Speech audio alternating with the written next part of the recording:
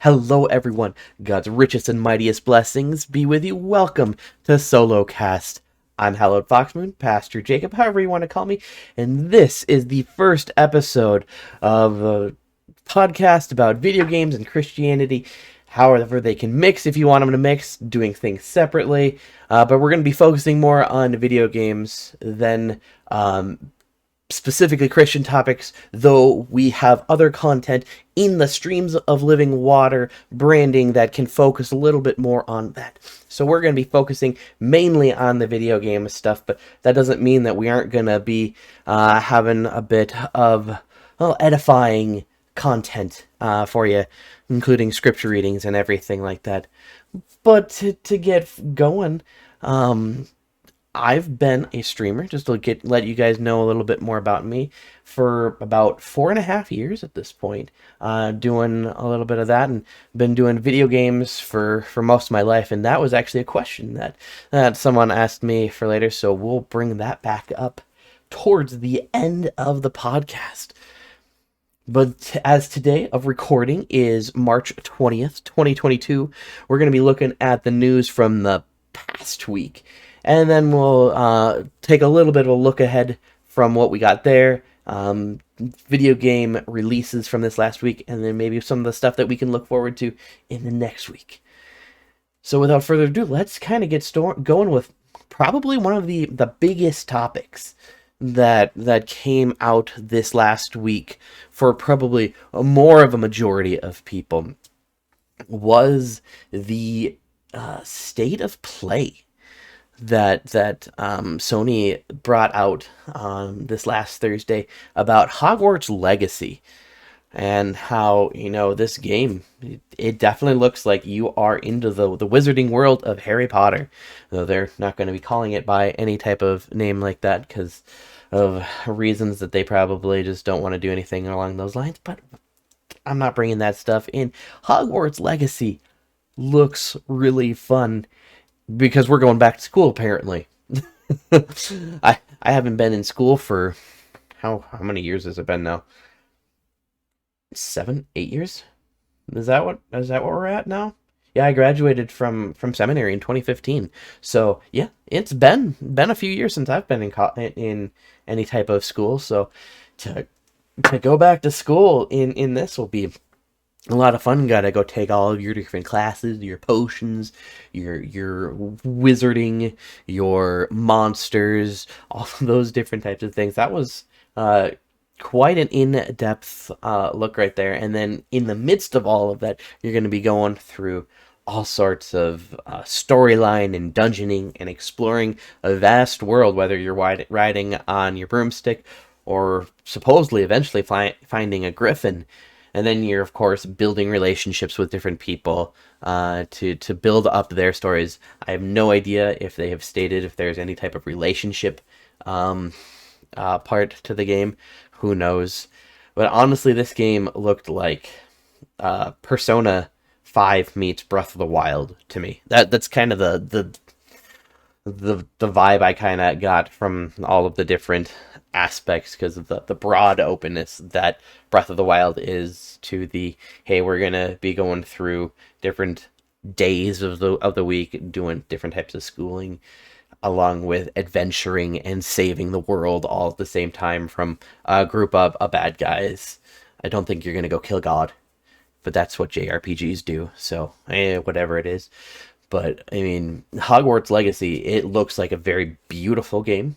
The graphics definitely were stunning, and I'm glad that they have taken their time in making the game. It looks like, from at least this early on for a look, because too many games have been taken going off the deep end to get things out as quickly as possible, and then it's just a bloody mess. But it looks like, at least as far as graphics and story goes, everything's going. Now, they kind of showed some game mechanics with it. I doesn't know if those will continue to stick and go well once the game is actually released. But it does seem to be coming to every single platform. PS4, 5, Xbox One and Series, PC, and Switch. It's coming to Switch, which means I can get it from my wife, and she can play, because she's the Harry Potter fan in the household. I am still making my way through the books. I'm on book 5, I think. I was trying to bulldoze my way through them and go them, and I hit a wall, and I need to get back to it. But no, so she is definitely the major Harry Potter fan, and who's like, how are we gonna let you play this game with me being able to do all of my different kind of streaming and different type of stuff on my computer setup? We didn't know how we were gonna do that, but if it's coming to the Switch, she can plug that into her Switch and just go for it however long, because this game looks like it will take a good long while. But that's neither here nor there. I'm wanting to know if it's going to be a cloud-based game. It's coming in a box, so I don't remember, like, from the Kingdom Hearts games that I've seen, if those ones came with a cartridge or if they were solely just a digital purchase, or any of the rest of the cloud gaming things. I'm not entirely sure. I try to steer away from that, from the Switch things, because if it's on that, I'm just going to get it on a different system anyway, because I have them, so I don't want to go through that hassle, except for the main thing that makes a Switch is the fact that it's portable. Oh, I had to cancel my Steam Deck. No, it's okay. It's okay, Jacob. It's all right. You don't have to have it. It's all good. And it's out of my hands at this point. But Hogwarts Legacy, definitely looking like a fun game. So we'll have to see when it's going to be released. It said holiday of 2022. The way games have been going, if they don't have a solid release date, that means that they're possibly going to be pushing things back. So who knows? And that's okay. Games take a while to make, and I would rather have them make a game and have it come out correctly the first time than having them have to patch and fix things as they go. Oh well. It's changing gears a little bit as we are going through some of the news from this week. We're gonna hop over to movies and TV series, and we're gonna start with the one that I was having hopes for, but I also knew that it was not going to go as well. The Halo series, their second trailer for the show that is coming out this next week. I think on March 24th is what I saw. Let me double check as we're going and talking. Yes, I do believe. Yep, it's premiering on Thursday, March 24th. So a couple different things for those of you who would like to watch or like to be involved with it.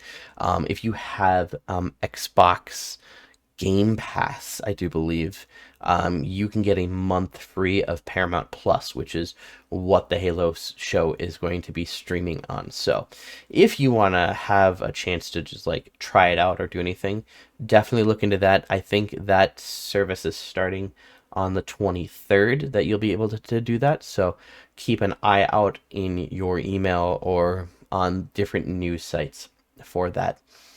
Now, watching the trailer, it definitely looks like a lot of fun. It looks pretty. The way they have the characters together, I mean, it looks good. The guy they have Master Chief is definitely not Steve Downes.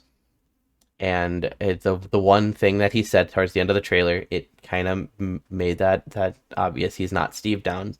So that is very difficult to work with. But you know what? Things people have to be able to do, different things, different characters, different way of showing the characters. At some point, the same person cannot play it forever because they will eventually not be around. Because that's just the way of things. Sin has entered the world a long time ago, and death has reigned very much so until Christ, and then Christ is reigning. But the wages of sin is death, and so we are still dealing with all of that, and the voice acting, all of the different things of characters, of people, we have to be able to deal with new things, different things. Oh no, I'm sorry, I just swore. Change, difference. Ugh, oh, I'm sorry. I can't do that. I shouldn't do that. I apologize. But no, I mean, if there was no game involved, if there was no any other series of books and comics and at close to 10 games from the entire franchise of Halo, this would, hey, this would probably be a pretty good thing. But that kind of gets into the bummer news that's going on with the Halo series, in that in an interview with oh shoot, what was the, I should have looked that up. Well, in an interview, the showrunners and just a couple of different people stated that they didn't really look at the game when they were making it. Oh, sure, they talked about the character and all these other things, but they didn't really, it's from what it sounded like, they didn't really go through all of the canon material. Now, if from the beginning this has been stated that this show is not canon, it is not real, it is not a main part of the Halo universe, it is its own side story, it's its own side thing. I think this is Microsoft just practicing with something that they don't have to try to put into the game somehow. Though, if they really, side thing, did anybody ever listen to the podcast, the serial podcast that came out for Halo 5, I think it was? When it was the two different teams going up against each other. It was like a mystery. The reporter was trying to figure out what the heck was going on with Master Chief, and it was a delight to listen to week after week. It was just an audio serialization of everything, and I definitely was enthralled by the way that storytelling went. And so, like, if the storytelling for this Halo thing is anything like that, it'll probably be a pretty good show.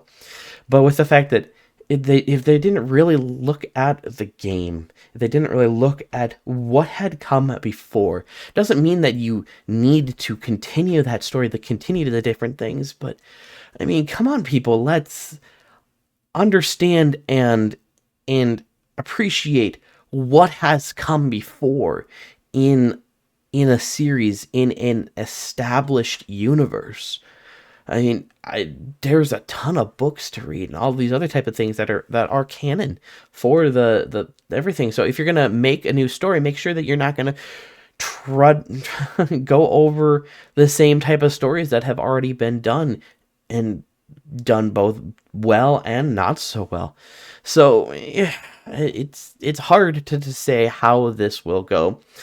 Keep an open mind, and I'll try to be streaming it as much as I can. I don't remember how many episodes this has said it was going to be. If I get 30 days free, I might have to take a couple weeks off before I start my free thing so that I can have it to the end. I'm going to assume it's at least 6 episodes. So I'm going to have to probably hold off on any kind of reviews, any kind of talkings about the Halo series as it's going. But I know you could probably check out the Infinity Bros, because they will probably be talking about it over there, since they like to talk a lot about nerd culture, especially in the TVs and movie shows. So go check out them. They're a bunch of cool guys. Definitely want to give them a shout out for all of the different things that they do for nerd culture, as well as Christian values in a place like that. So the Halo series, it could be good, it could not be good. We'll see how it goes, but right now I'm a little bit disheartened for how they are treating the fans. I probably would be the best way to say it. But on the complete opposite spectrum of everything that's going on with video games in a TV movie thing, let's look at the complete thing where they are doing fan service up one side, down the other, and that, my friends, is Sonic the Hedgehog #2, coming to theaters April 8th, and my word, this show looks fun. it's not going to be super stellar. I mean, the first one, oh, it didn't do anything major or good, but the fact that they went from they're going to try to do their own thing, they're going to try to make it realistic and all those other types of things, and they stopped the project, listened to the outcry of the fans and just everybody in general, because I'm sorry, Sonic looked ridiculously bad, and decided to go down the route that they have gone and embraced the fact that this is a video game.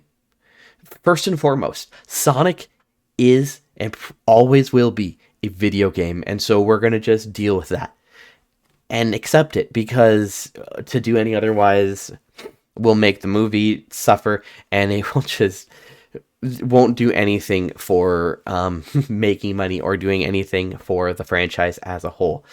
But Sonic the Hedgehog 2, one of the great things that they did was the promo image, the print poster that they have for it. They made it look exactly like Sonic 2. And oh my goodness, that is fun. That is awesome. To have everything going on, it sounds like a blast. It looks like a blast. I cannot wait to see it.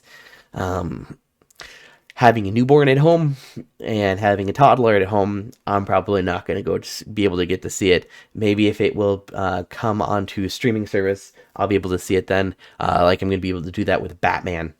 I'm going to be able to see Doctor Strange, though, because I'm going to a convention. I get to go see it live in theaters, because I don't have to say, I'm abandoning my wife with the 2 children for an evening. Sorry, honey. I gotcha. No, but Sonic. I'm get back to Sonic, because Sonic is definitely being Sonic. Tails looks like a lot of fun. Knuckles is definitely in his early Knuckles stage, where he's listening to Eggman. He's being persuaded by Eggman, and we're getting to the Chaos Crystals, the Chaos Emeralds, and my word, they look really fun and cool. I don't know if we're gonna see Golden Sonic in this one or not, because they've only shown the Master Emerald. I'm gonna guess that that's what that is. The big green one is the Master Emerald, and so I think that's just going to be the main focus of the story, not the rest of the rainbow color of crystals. But who knows? It'll be exciting to see how that turns out. They've got the huge mechs. I mean, Jim Carrey is embracing his role as Dr. Eggman. My word, that is looking phenomenally awesome and cool. So definitely I'm going to say I am much more hyped for Sonic than I am for Halo. And that's kind of interesting, because I would definitely usually appreciate Halo more than I would Sonic in a game basis. But in this movie thing, I gotta give it to those. And again, it's from Paramount as well. Both of these pieces of media are from Paramount. One has a group of people, we're just going to completely ignore what everything has come from, and the other one, we're going to just embrace everything that's going on. And so I don't know what to do. It's going to be what it's going to be. We're going to keep going with I have in my show notes list of things to talk about, releases, and so wait a minute, let's get through all the news. Let's get through all the different things to talk about. So yeah, I think as far as media is concerned, that's all good. Let's get back to games themselves. A couple trailers, a couple different news items coming from some awesome developers. I had been hyped for the new Digimon game coming out, mostly because it was a Digimon game and I wanted to see more of it. And it definitely looks like it's going to be a lot of fun. It's a very story-driven game. It looks like one of those ones where you just kind of walking through everything. Though they did state in their trailer that like all of your decisions will affect how your Digimon digivolve and how they how everything is progressing. So that definitely sounds pretty cool. I just wish it wasn't a strategy RPG. Now, this year has been a solid one for strategy RPGs. I mean, Triangle Strategy just came out the other week. Then Square announced that other one that also looked like it should have been Final Fantasy Tactics, but it wasn't. It Again, another weird naming thing from Square. That one's there. Then we have Advanced Wars, which is probably a good place to start if you are unsure if you like strategy RPGs or not, because it's a faster paced game. Both of them are, as opposed to a lot of the fantasy oriented ones. Because I've heard like Triangle Strategy is a slower paced game, though once you get past those first few hours, it's definitely worth it. And I definitely wouldn't mind trying it if there wasn't a crud ton of other games that have come out and are continuing to come out in the seasons ahead, in the weeks and the months. So the strategy RPGs, Digimon Survive, hey, it definitely looks like it will be a good Digimon story. And that's just like one of the things. Pokemon is kind of better with, their game as a whole. I prefer those ones. Digimon often had better monsters and a better better story. Even though they kind of came out similar times, Digimon came out a little bit after. Digital monsters came out after Pocket Monsters, because digital age was coming later than Pockets. Pockets were always there. Considering somebody who's doing things a lot better, ConcernedApe, the man, the myth, the legend who created and is producing all of what Stardew Valley is, this man has continued to just take back the game for self-publishing purposes, and has now taken full self-publishing of Stardew Valley on Android. And that is from Chucklefish. This is just, this guy, I don't know how he's doing this. He is still somewhat developing for Stardew Valley, keeping all the bug fixes and everything like that going, and he's making that new Chocolatier game all at the same time. This is a one-man army who's doing all of this stuff, and he is just incredibly awesome. I mean, just look at what he's doing. God has given this man a talent and a gift, and he is using it. He is so well using it. Yes, he was trained. Yes, he knew what he was doing for some of that stuff, but I tell you what, the fact that he's doing this for all of the different versions, for the different consoles, for PC, for now some of the phone things, it's just mind-boggling to me how he's doing all of this. And I would definitely support him more if I could. I've already bought the game twice. I don't know how many more times I need to buy the game to just like, hey, dude, keep doing what you're doing. But definitely Stardew Valley, if you haven't had it yet or played it yet, please. This is like the sim game that has redefined what simulation games kind of are, especially the farming sim game. It is now the new standard, and my word, I've definitely appreciated. I know, did I do that video that I wanted to do, that game devotion on it? I don't think I've done that game devotion for Stardew Valley. I did it. That was Final Fantasy 7 that I had done that for. Oh well, we'll figure it out as we go. I've got a couple in the works for different ideas for the game devotion videos and podcast type things that we have going on. But definitely, ConcernedApe, bravo, my dude, bravo. You are amazing. Thank you for the game you have made, and for hopefully the game that you are continuing to make right now. Thank you, thank you, thank you. Games that are doing things completely different are adding in a new mode. Fortnite just learned today or yesterday that they have made a mode for the game that has no building. And that kind of just struck me as really weird because that is what separated Fortnite from every other game battle royale out there, was the fact that it was a builder alongside of all of the shooting and all of the just the got to be the very best like no one ever was. Um Fortnite without building, I'm flabbergasted. I have played Fortnite a couple times. I could never get past the building thing because I that was just not my in my brain, in my wheelhouse, how I could work both the building things and the shooting things at the same time. If it's just straight up movement and shooting, I'm okay. If it's just shooting, I'm fine. But building, creating another 3D space to work in and work with, it was, I'm sorry, I failed that part of gaming. So congratulations to all of those who are still going with Fortnite. I know I have a couple people on Twitter that I've seen and in their discords that they're continuing to go with some Fortnite. All the power to you guys. Keep it going. Isaac, I'm looking especially at you with that white Spider-Man suit that you got.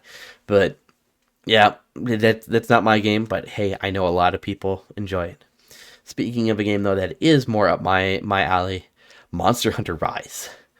The Sunbreak DLC. There was a bunch of news and a almost 20-minute video that came out this week talking about what's going on in the new expansion. Now, if you have not played a Monster Hunter game,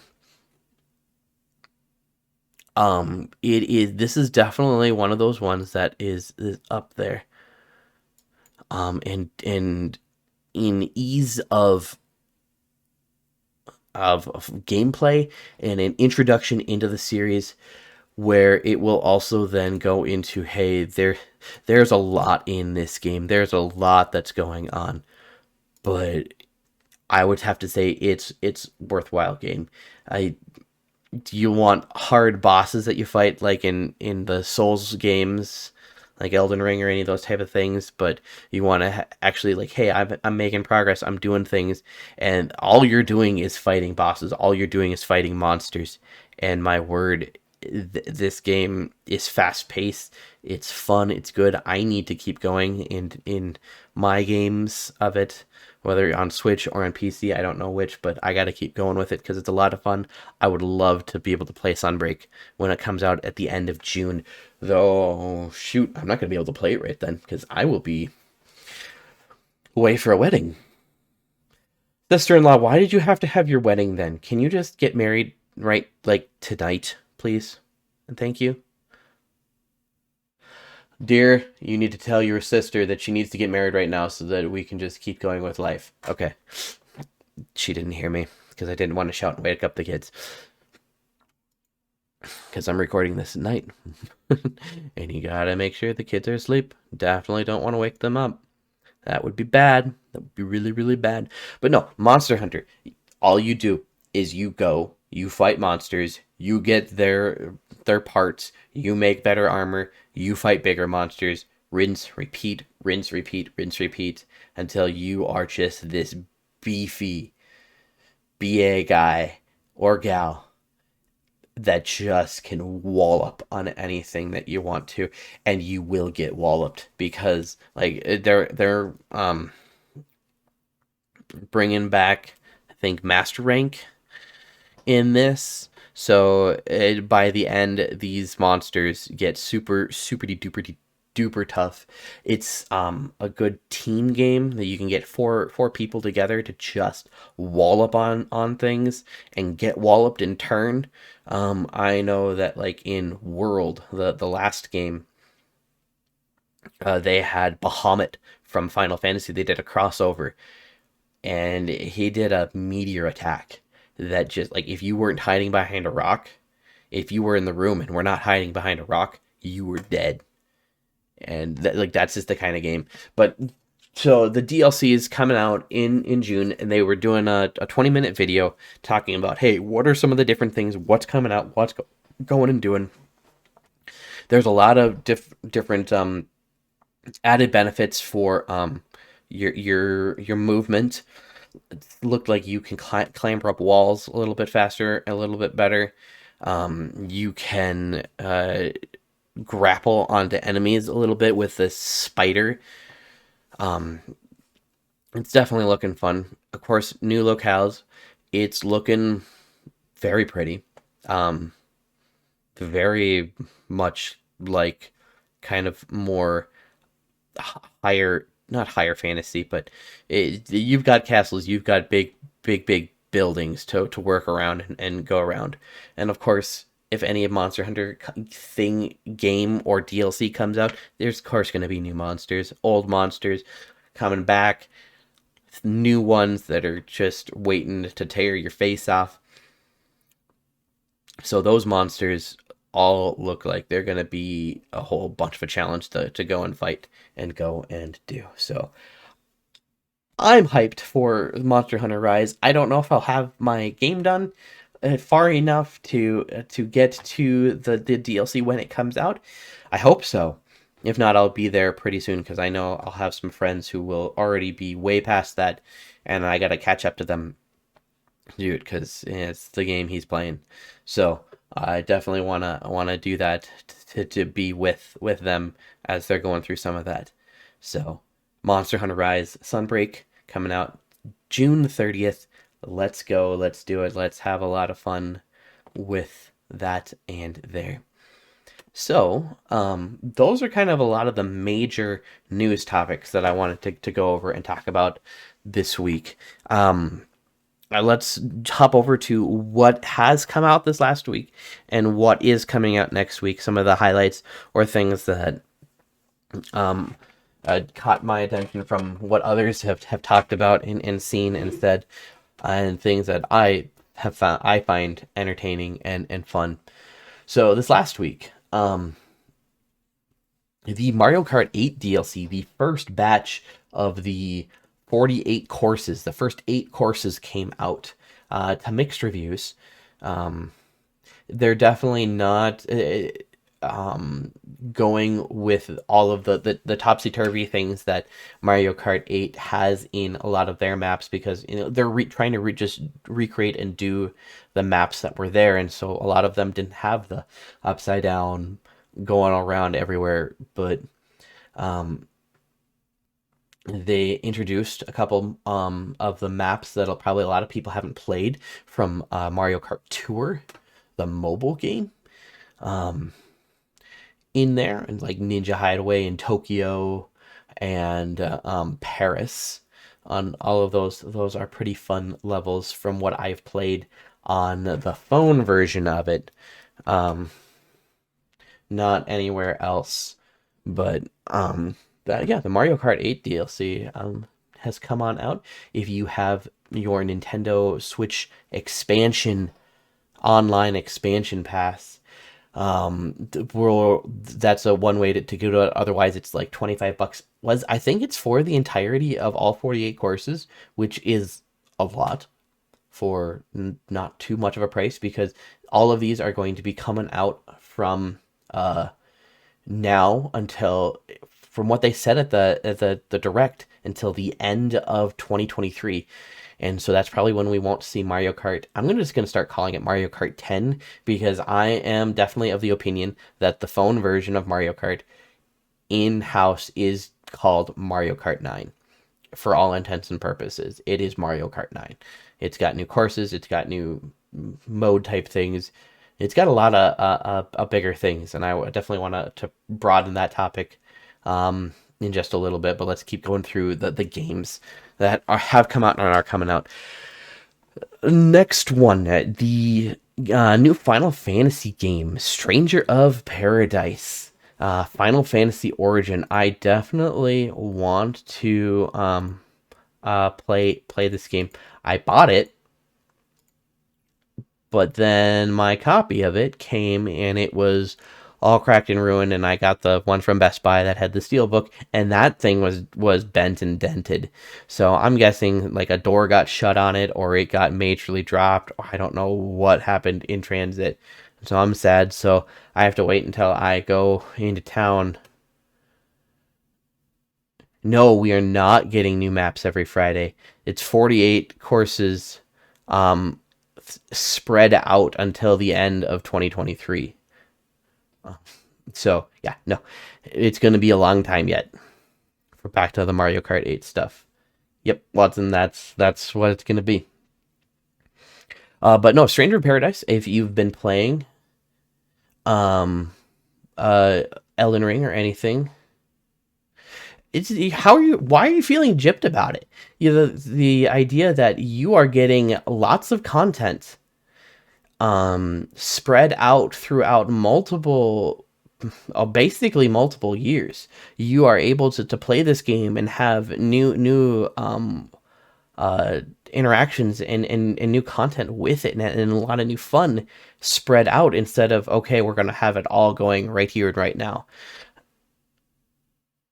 Yeah, but you don't have to spend that money later now. So it will be coming out slowly, but that'll be a good thing. Spread out your payment. Yeah, well, then they'll probably charge you more for doing that. That's probably what they'll end up doing. I don't know. I don't know. I'm sorry. I'm sorry. I am just the bearer of the news that as it was. So I don't know. I don't know. No, I know it's not my fault. And we can talk about it more later if you want. Uh, Back to Stranger of Paradise though. It is a Souls-like game. It is a Souls-like game that is very much more forgiving. You can die and you still have everything. You don't lose anything, so you can bang your head against what's going on, and it'll still. And you have it's the Final Fantasy. It's Final Fantasy 1 in a Souls-like thing. Love you too, man. And so um, I definitely want to play more of the game, and it's going to be a lot of fun, I think. I know that the characters are very one-dimensional. We gotta kill chaos. We gotta do this. Kill chaos. Kill chaos. Kill chaos. That's all that matters. Kill chaos. Yeah. Well, I have heard that it definitely pays off at the end, but we got to get that far, and so I'll play through it and I'll get back to you when I get that far. If I ever get that far, because I gotta get my game fixed up and done. Grr. Transportation things. I don't know what happened, but grr, arg. A fun indie game that came out this week that I definitely want to highlight, and I definitely want to try out. There's a couple of them actually. Actually, I don't even think it's not an indie game. Never mind. Who who made The Cruel King and the Great Hero? It is just a fun little RPG that came out from NIS. Yeah, I'm gonna get to Tunic. Tunic's the next one. Don't worry. Tunic is coming up. NIS, but the Cruel King and the Great Hero. It's a little fun fantasy story about this little boy who is about to go on this grand adventure, and this dragon who's basically raised and watch over this kid who is that cruel king. He says, I'm watching over you to care for you, and I will even die for you. And what a kind of a wonderful message, even from like a Christian standpoint about that. That is definitely a game devotion waiting to happen right there. But I wanna get the game first and play it. You can see this dragon watching in the distance as this little kid with a stick is running around fighting monsters, and it's a classic RPG style game, but it just looks so charming and so fun. I would have watched some other people play and stream it, but I want to just experience it all for myself right away. You can either get it digitally for $30 or you can get it for $60 physically, and it comes with a little soundtrack, a little plush of the main character. I definitely want to pick it up, and I might actually do that because I'm probably going to be getting some extra stuff because of a extra work I'm doing this week, so I might be able to go and do that. That'll be a lot of fun. Picking up extra work. Hey, sometimes it helps. Sometimes it goes. But no, so Cruel King and The Great Hero, definitely look into it. Watch the trailer. It is so cute and so charming. Do it. Do it, do it, do it. I highly recommend taking a look at it and seeing what it is. And then, of course, this last week, the other game that came out that so many people have been waiting for forever. Basically, a Dark Souls-like game in Zelda form, old classic Zelda form, Tunic. Tunic, where they give you a sword and a little bit else, and then they just don't tell you anything as you're going through the entire game. You can't even see, like, you can't read anything until you get translating things throughout the game, and then they'll show you pictures of what you can do, but you have to figure the game out. It's old school games where you dig through the instruction booklet that came with the game to say, okay, what the heck is going on? This game looks like a lot of fun. It's on Game Pass. God bless Game Pass, the best thing from gaming. It is too good of a deal to be true. Honestly, it should not be true. It should not be around, but it is, and I definitely. It's cute. Yeah, exactly. It's a little fox. Hey, I should be playing this. I have a fox, and you can see one right up there. I should be playing this game. I should be. Maybe. Well, nope. I need to keep going on Xenoblade Chronicles. I talked about that. I was going to do that because I want to get that one done way before anything, in case I want to do the second one before 3 comes out in the fall. That's what I want to get that done. Come on, Jacob, keep it focused because Kirby's coming out on Friday, and then you're going on to that. Come on, focus. Yeah, no, so Tunic. It's old school Zelda-like gameplay, but it's updated obviously for the area the new. It's in a diagonal way of looking, and it's leveled, and it's just it's a game that is definitely a sight to behold, and it will probably win some awards later in the year. I do not doubt it. Those were the highlights of the games that have come out this last week. I know there were a bunch of other games that came out, but those are the ones that I found that were interesting and I like to look at. All right, next week, this upcoming week, from the 20th through the 26th, I got 4 games, 3 of which I care about, one of which I put it on there because it was at the last state of play, and I'm like, oh yeah, that's right, this is coming out, and I know some people probably are more excited about this than I am. But starting off with the one that's probably I'm the most excited for right here and right now, and that's Kirby in the Forgotten Land. Good old classic Kirby gameplay with mouthful mode going and just swallowing everything up. It looks like a ton of fun. Absolutely a blast to play. Next up, we've got Tiny Tina's Wonderland, Borderlands spin-off of a D&D game. I don't even remember how she puts it. It's not D&D because that's copyrighted. Monsters and Mayhem, I think, is what they call it. M&M. But it's Borderlands gameplay with magic involved and melee weapons. And Tiny Tina running a game. So it looks freaking funny and great. So I wish I could try that one right away, but I will wait for it to go on sale and then I'll get it. Rune Factory 5. I enjoy the Rune Factory games. I have Rune Factory 4 special over there somewhere. They're just a charming. They're like Stardew Valley, only their own. They were split off, I think, from Story of Seasons, Harvest Moon type things, way back in the day. when there was difficulties in all of the different groupings of people or in companies. That's words. Like I don't use words for my job or anything. I can't speak. I can't do anything.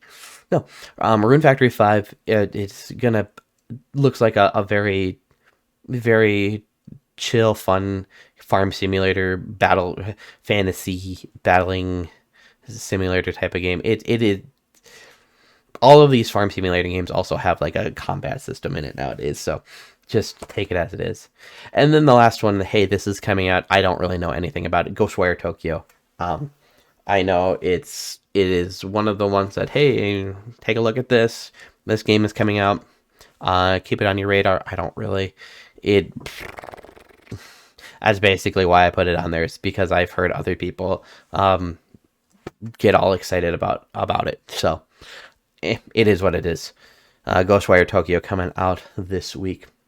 So I have a couple discussion topics I wanted to get at, and then we'll run through quick what I'm playing just for funsies, and then I want to end the stream with this today's recording, which would have been a Sunday lectionary readings for the third Sunday in Lent. So there's a couple different discussion topics I wanted to get with. The first one is the viewer question that I got on Twitter. Thanks, Mark. Appreciate it. Boucher, you rock. What game got me into gaming?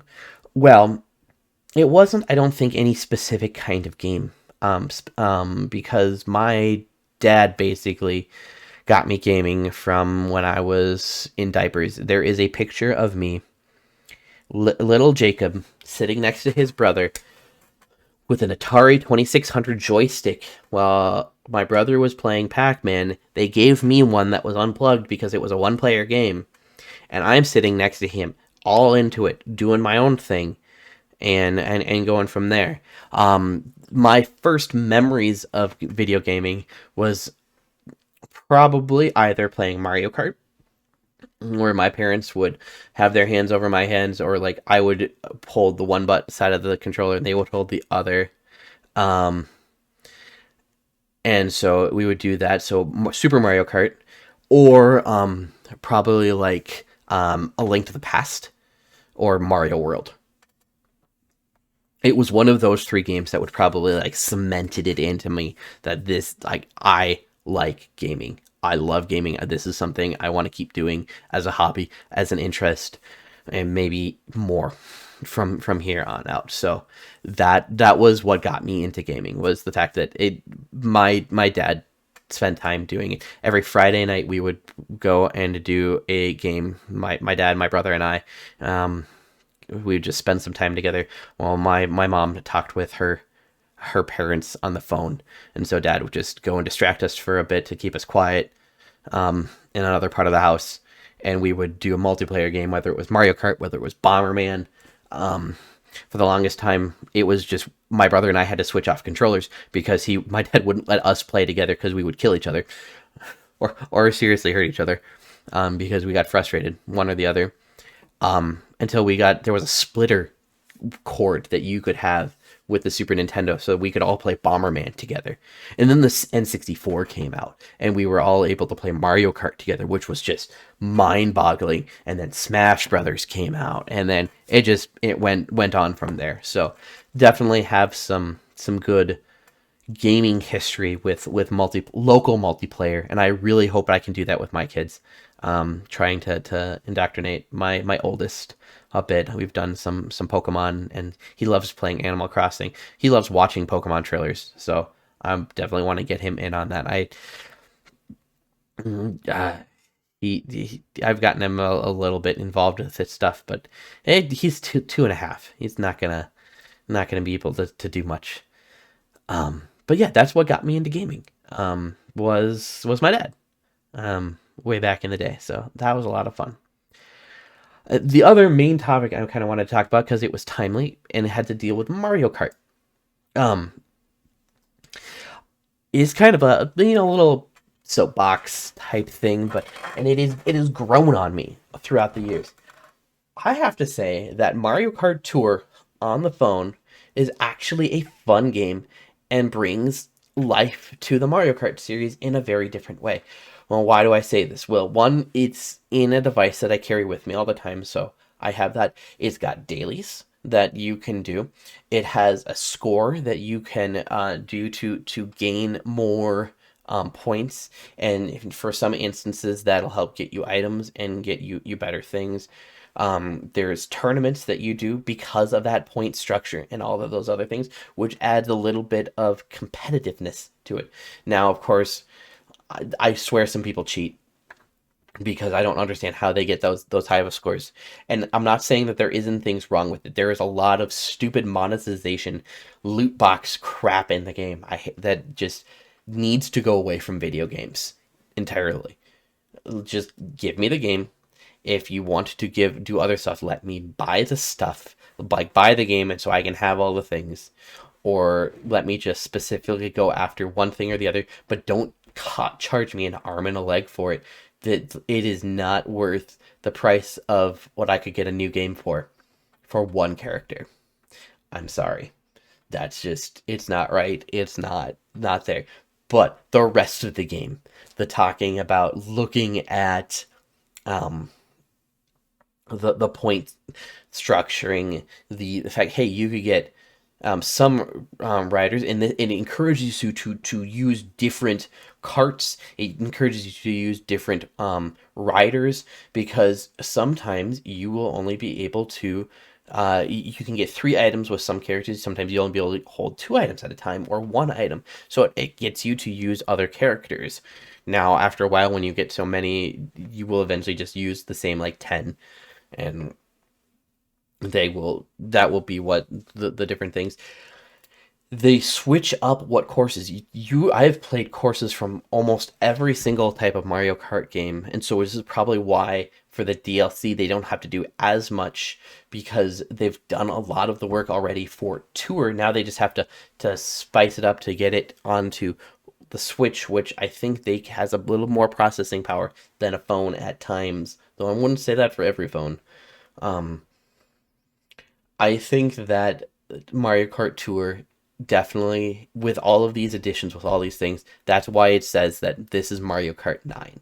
And it's showing that from all the different Mario Kart memorabilia and pictures that they've been showing lately. So that's my little soapbox hot take for Mario Kart Tour. Things that I'm playing right now, been trying to do a little bit of Elden Ring. It's fun. It's just not my game. Trying to do a little bit of Monster Hunter Rise, but it's, difficult to do it without friends there who are encouraging me to do it, because I play that game in a social manner more than I do in a by myself manner. Xenoblade Chronicles, the first one, like I had said, and I think those are the main ones that I'm playing right now. I dabbled in a little Stardew Valley last week because it was just fun to do. So yeah, that is the kind of different games that I've been playing. Definitely looking forward to doing Kirby. It'll be not this next week, but the week after, when I'll be able to start that. I'll start that on stream and be able to show that off. Stardew is so good. Stardew is so much fun. But before we head off from this podcast, I wanted to do, like I said, the lectionary readings. That is the appointed readings in the 3-year cycle of readings for Lent 3. So it'll be the Old Testament reading, the Epistle reading, and the Gospel reading. These are the ones that I preached on this morning, from the day of recording this morning. So let's start with the Old Testament reading from Ezekiel chapter 33, verses 7 to 20. Let me just take a quick drink. All right. Ezekiel 33. So you, son of man, I have made a watchman for the house of Israel. Whenever you hear a word from my mouth, you shall give them warning from me. If I say to the wicked, O wicked one, you shall surely die, and you do not speak to warn the wicked to turn from his way. That wicked person shall die in his iniquity, but his blood I will require at your hand. But if you warn the wicked to turn from his way, and he does not turn from his way, that person shall die in his iniquity, but you will have delivered your soul.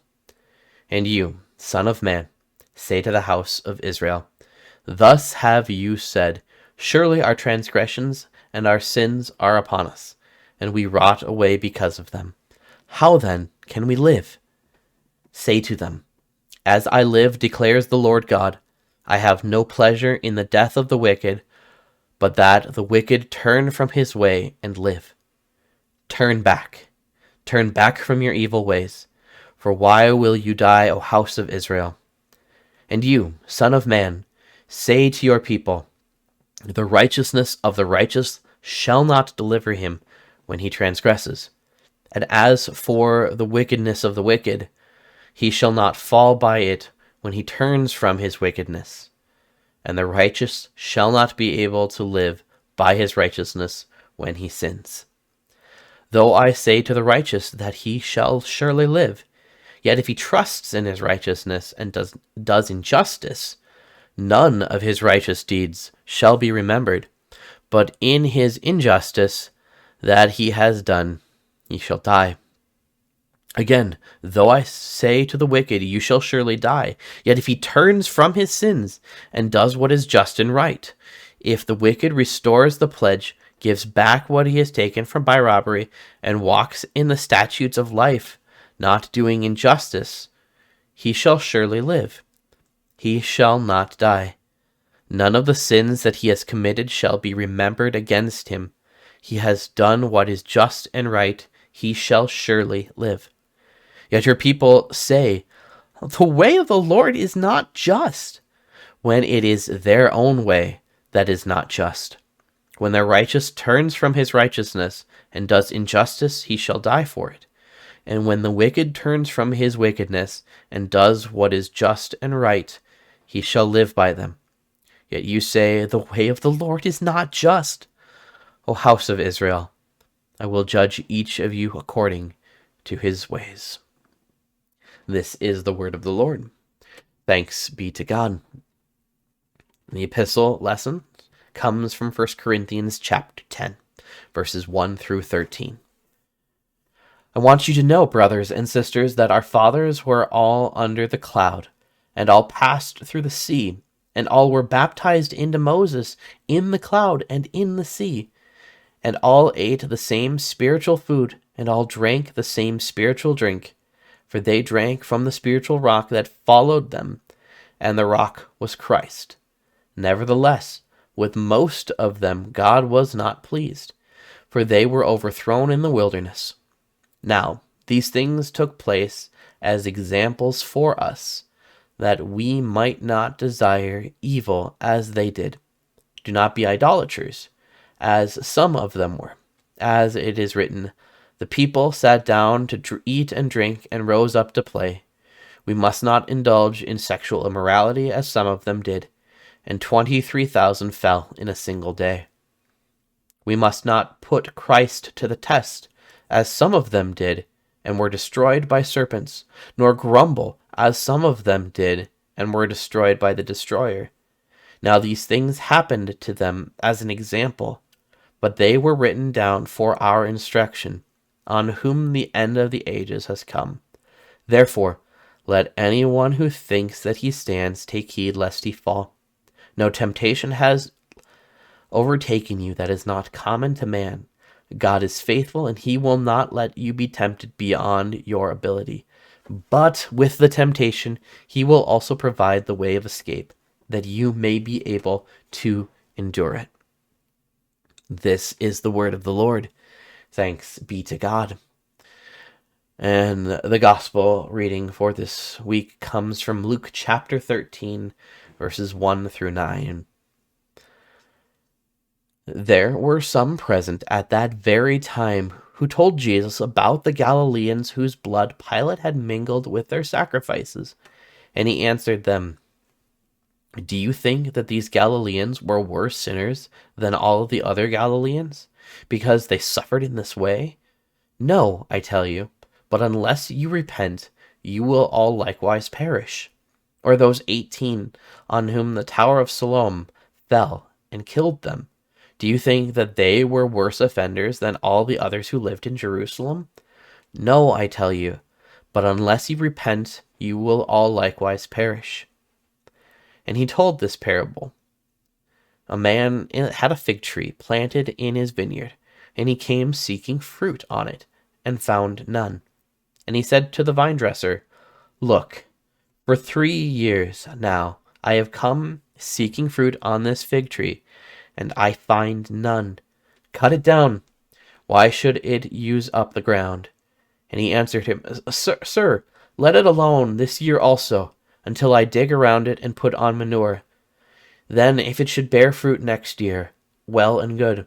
But if not, you can cut it down. This is the gospel of our Lord. Praise to you, O Christ. A lot of these ones are dealing with repentance. A lot of these are dealing with how we live in this world filled with sin, and how we take our